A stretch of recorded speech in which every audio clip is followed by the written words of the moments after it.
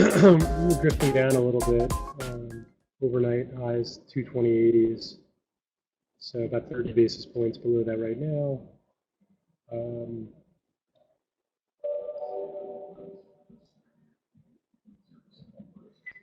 Mexico GDP numbers just came out.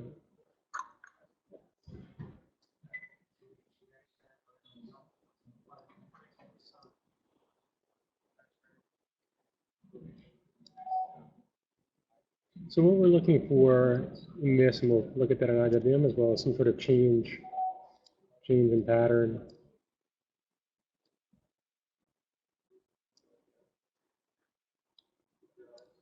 So here's the 30-minute trend, starting with the bottoming action in the 215s, mid-215s. Higher low, higher low, higher low, higher low, higher low, higher low, higher low. So you see that pattern there? A lot of higher lows. And that changes. And it does this. That's a lower low. That would be a change in pattern, and that's what you would look for. If you're looking to capture a pullback in the market, you would see a down move, you would see it take out the most recent low, and then on the retracement, back up to this area here, you'd see how it behaves, probably buy some, I don't know, 218 put, something like that, and go from there.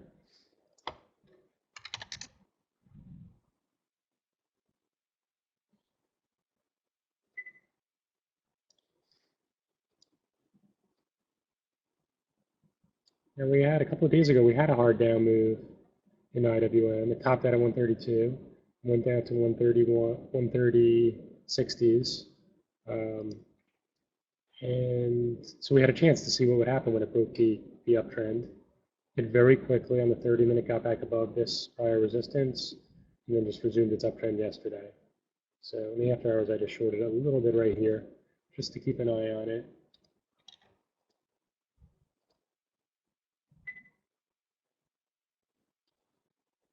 But I'd have to see something, you know, below this area right here.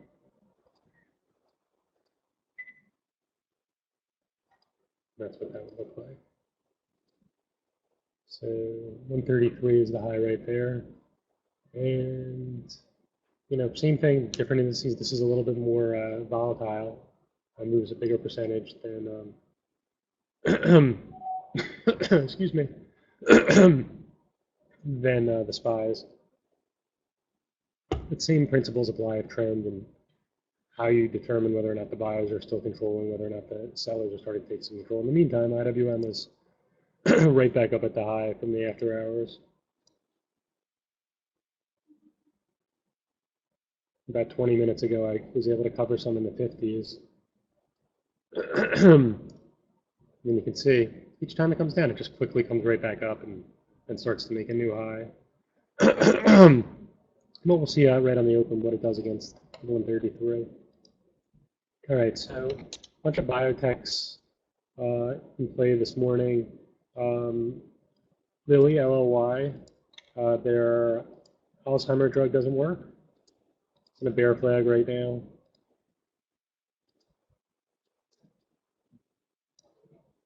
You know, just as an aside, that fake company, AVXL, they're always throwing out press releases about they have some Alzheimer's stuff that works, and they don't. It was actually, I think people were trading it yesterday, gapped up a little bit to $4, but it's very difficult to get an Alzheimer's drug to work. So it gapped up yesterday, came right back down to a big gap.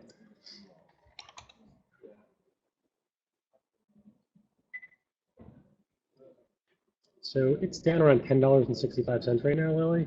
I noticed that JP Morgan lowered their target by $10 exactly, so I would assume the value to the stock was seen as about potentially $10, this drug. So it's kind of in line with what you would expect in terms of how much it's down. It did bottom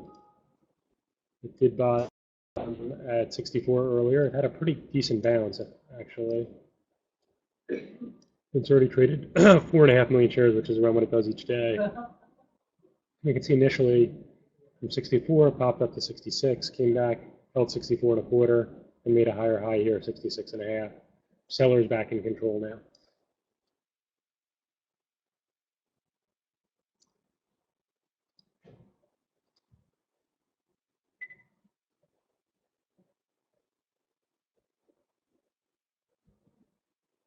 So let's say 64, what did I put on the sheet? Lily at 65 support. Okay, so it's there right now. And then below that, it's closer to 64. It's, you know, large caps like this tend to trade off the halves and the whole numbers. In this case, 64.25 was relevant earlier in the pre-market, but it starts to hold below 65. You start to think 64.5. I'm just thinking 50-cent increments.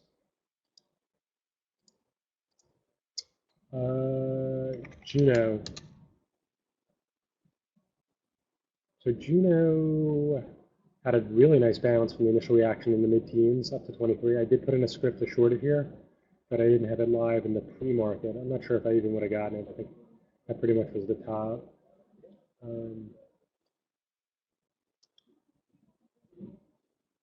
2350 was the level that when I looked at the daily, oh, I did actually get above 23. Maybe I would have gotten it. So 2350 is kind of the level I had. I was going to start shorting it in this range. See if it came back down maybe to 20.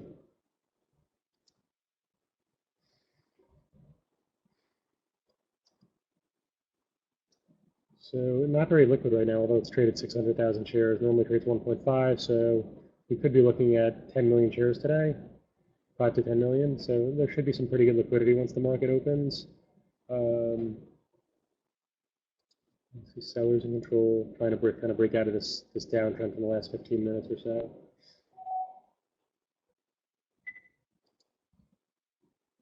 Right on the open, if it pops, I'll watch to see if this ends up doing like a lower high, maybe at 22.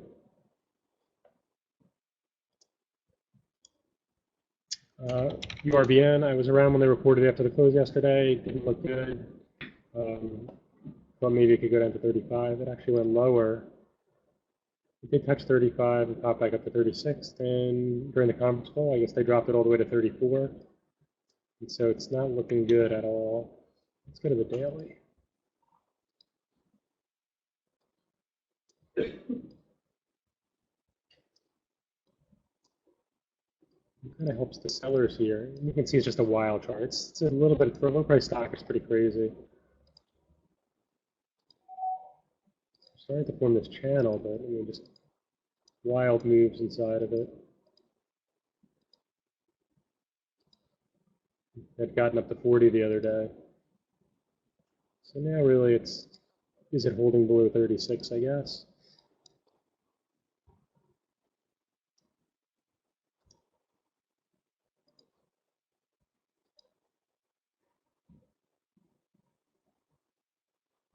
And when it topped out here in August, came into 34. It's kind of where this is the after hours low yesterday. Came into 34 and change. And it bounced back up to 37. When it took that out, came off through 32.50. So it has the potential really coming into 64.5.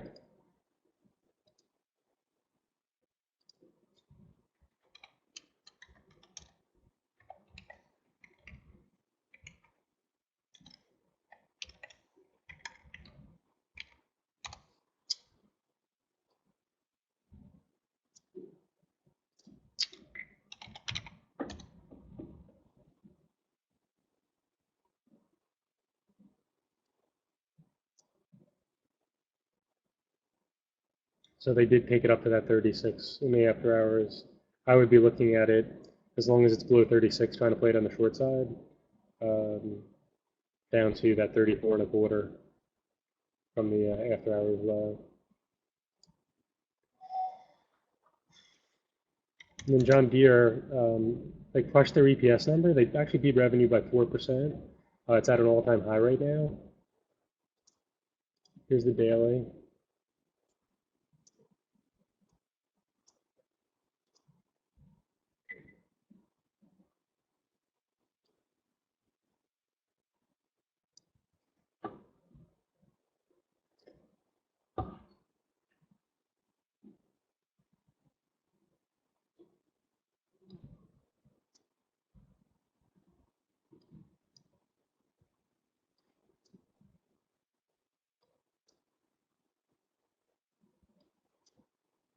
So right after the market crash and financial crisis, it ran up to 100. It spent the last number of years pretty much in the low 70s into the 90s, mid 90s.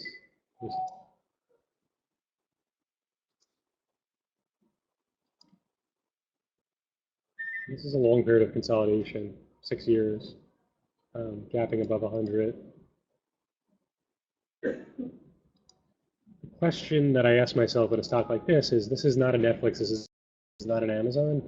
Are really momentum players chasing this on a gap up of $9?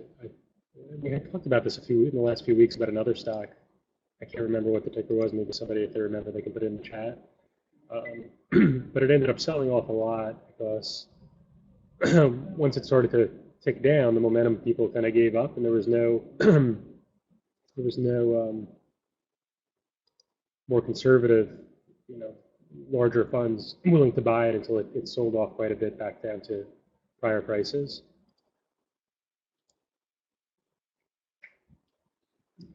So that's my concern on something like that, and that's why I put a fairly conservative potential support down here, back here at 98. Still would be up $6 at that point. Probably better off looking for some topping action here above 100. So it definitely topped up here at 103. Had come into 101 and a quarter, came back up, failed to make a new high here, and now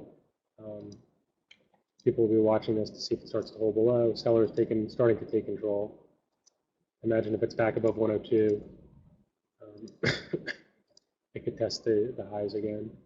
Normally trades 3 million shares. We could be very easily looking at, 1 second.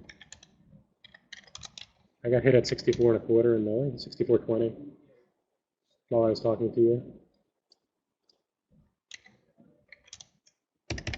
Nice buy.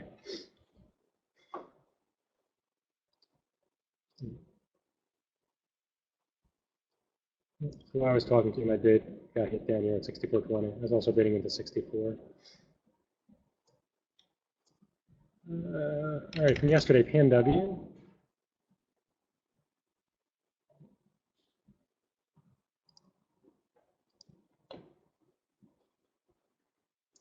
So this one on the open did bounce from the 140 area, then tried to break through, did actually break through. There were buyers below 139. You can see there's 3 separate wicks here on the 30-minute. Every time it got close to 138, first time aggressively bought, second time bought, third time actually led to the beginning of the bounce. So it's really not a good short below, let's call it 138.60 or so. There's definitely buyers here. Did bounce $4 from there.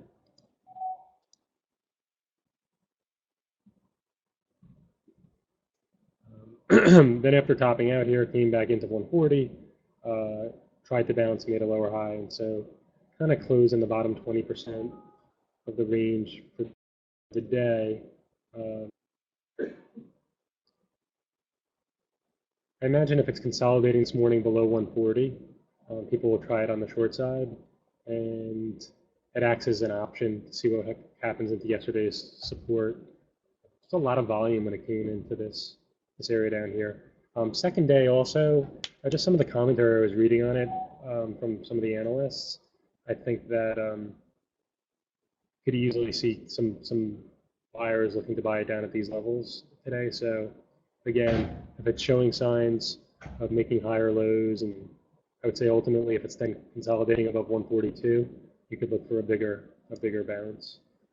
PDCO. So this is one that we did a good job of being shorted into the bottom and then recognizing the bottom and flipping it when this volume spiked here at around 950.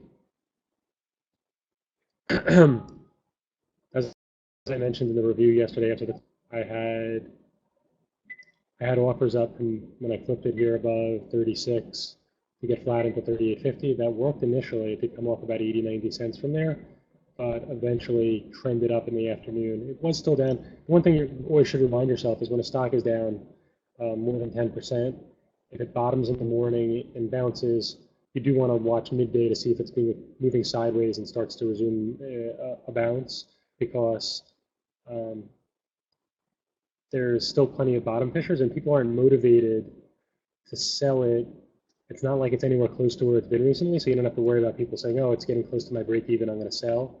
So it's usually easier with this much of a gap for buyers to start to take control. So in this example, as it's bouncing, you wouldn't really think, that the up move recently started from the 42, 43 area. There's not a lot of incentive as people are trying to buy into a bounce to really get out of their shares up until this area here.